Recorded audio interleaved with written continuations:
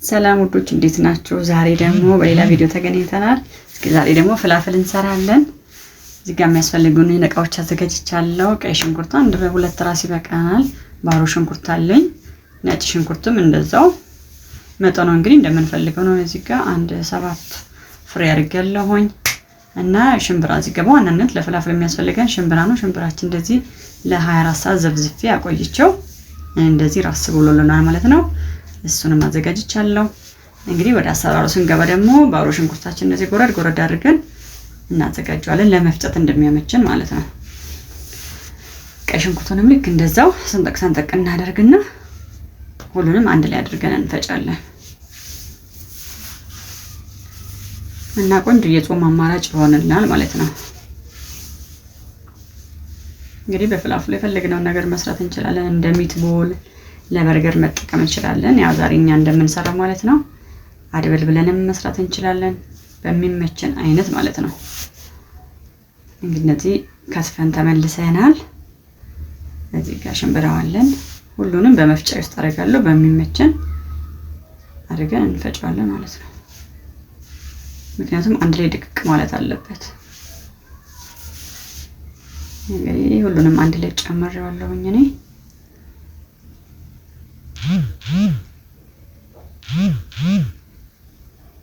እንግዲህ እዚህ ላይ ደግሞ የፐርስሊ ቅጠል መጨመር እንችላለን። የድንብላል ቅጠል ማድረግ እንችላለን። ከቅመማ ቅመም ደግሞ እዚህ ጋር እኔ ሚጥሚጣ 1 ሻይ ማንኪያ እና እርድ 1 ሻይ ማንኪያ ነው ያደረኩት። ጨውንም ለማጣፈጫ የሚሆን እዚህ ጋር ጨምረናል። በዋናነት ግን የድንብላል ቅጠልና ፐርስሊ ያስፈልገናል። እዚህ ጋር እኔ የተፈጨ ድንብላል ነው ያደረኩበት። ለማያያዣ ደግሞ የሾርባ ማንኪያ የሚሆን ኮርን ስታርች የሚበቀሉ ዱቄት እናደርጋለን ማለት ነው። አለዛ ሽምብራው ብቻውን ላያያዝልን ይችላል። የመፈረካከስ ነገር አለው ማለት ነው። እንግዲህ እነዚህ ነገሮች አንድ ላይ ካደረግን በኋላ ውሃ በጣም ትንሽ 1 ሻይ ማንኪያ የሚሆን ውሃ ነው የምናደርግበት። ምክንያቱም ራሱ ተዘብዝፎ ስላደረ እርጥበት አለው ማለት ነው። እነዚህን እንግዲህ ላም እስከሚል ፈጭተን ተመልሰን እንገናኛለን ማለት ነው። እንግዲህ የመጀመሪያው አንድ ዙር እንደዚህ ሆኗል። ደግመን ስንፈጨው ቆንጆ ሆኖ ይወጣል ማለት ነው። ሽታው በጣም ቆንጆ ነው። እንግዲህ እንደዚህ ፈጭተናል። በዚህ መልኩ እንግዲህ ላም ብሎልኛል ማለት ነው። አው ሽታው በጣም ቆንጆ ነው። ስጋ ነው የሚለው።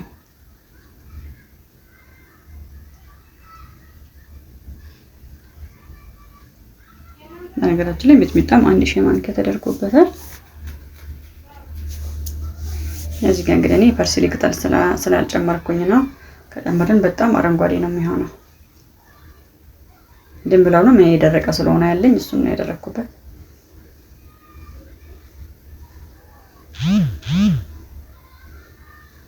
እንግዲህ በዚህ መልኩ ቆንጆ ሆኖ ደቆል በቂው ነው ማለት ነው። እንግዲህ እንደዚህ ከተዘጋጀ በኋላ እንግዲህ ይሄንን በመንፈልገው ቅርጽ የምንፈልገውን ነገር መስራት እንችላለን።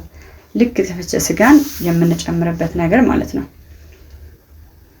እንግዲህ የተፈጨ ስጋ ሲኖር ምን መስራት እንደምንችለው ሁሉ ይሄን መጠቀም እንችላለን። እኔ እንግዲህ እንደዚህ እየወሰድኩኝ በዚህ መልኩ አነስ ያለውን ሳይዝ ማድረግ እንችላለን እንደሚመቸን ማለት ነው። ማድበልበልም እንችላለን ልክ እንደሚትቦል ማለት ነው። በዚህ መልኩ ቆንጆ አድርጎ ስለተፈጨ አሁን ዘይታችንን ጋር እናደርግና እንግዲህ መጥበስ እንጀምራለን ማለት ነው። የምር ሽታው ራሱ በጣም ቆንጆ ነው። ይሄንን እንግዲህ እኛ ለትምህርት ቤት ለመክሰስ ሰዓት መቋጠር እንችላለን። ልጆች በጣም ነው የሚወዱት በካቻፕ።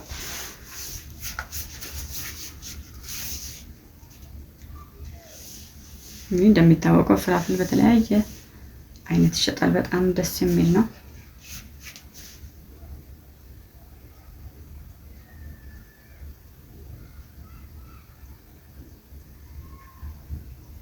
እንግዲህ በዚህ መልኩ እየበሰለልን ነው። ምርጥ ሽታው መቼም እንዴት እንደሚያውድ የነጭ ሽንኩርቱ የቅመማ ቅመሙ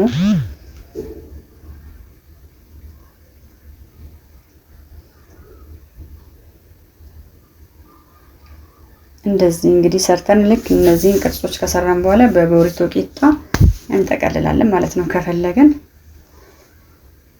በጣም ተወዳጅ ምግብ ነው።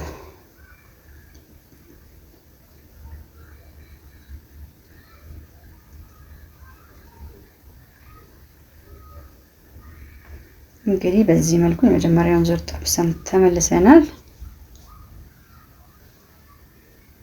እናንተም እንግዲህ በየቤታችሁ ስሩና መክሩት። ይሄ ደግሞ ሳፋ ሳፋ ያደርኩት ልክ እንደ በርገር ለሰራው ስላሰብኩ ነው። ሳይዙ በነገራችን ላይ ከዚህ የበለጠ እየሰፋ በሄደ ቁጥር እሺ አይለንም፣ እየተፈረካከሰ ይመጣል። ሞክሬዋለሁ።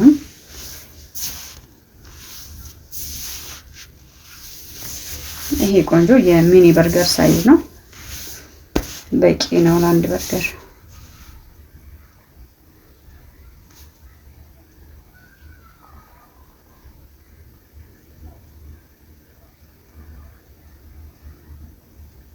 እንግዲህ እንደተለመደው ደግሞ ቪዲዮውን ላይክ፣ ሼር፣ ሰብስክራይብ አድርጉልኝ።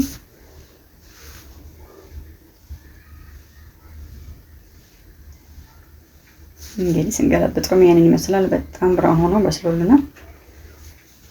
ምርጥ የጾም በርገር ሰርተናል ማለት ነው።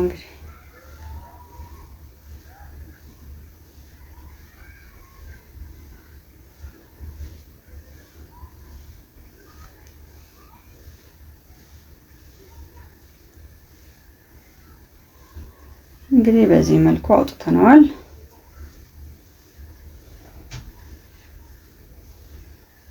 እንግዲህ እዚህ ጋር ደግሞ እንግዲህ ያው ዳቦዬን በትንሹ ነው ሞቅ አድርጌ ተመልሻለሁኝ። በርገር እንደምናዘጋጀው እንግዲህ ካቻፕ እንቀባለን። የጾም ማዮኔዝም መስራት ከቻለን እሱን ማድረግ እንችላለን።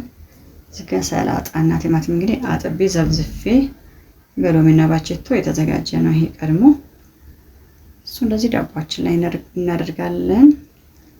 ቲማቲሙንም ቀይ ሽንኩርቱን መጨመር እንችላለን።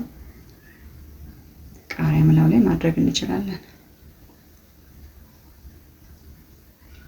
እንግዲህ በዚህ መልኩ የጾም በርገራችንን ጨርሰናል ማለት ነው። የምር በጣም ቆንጆ ነው።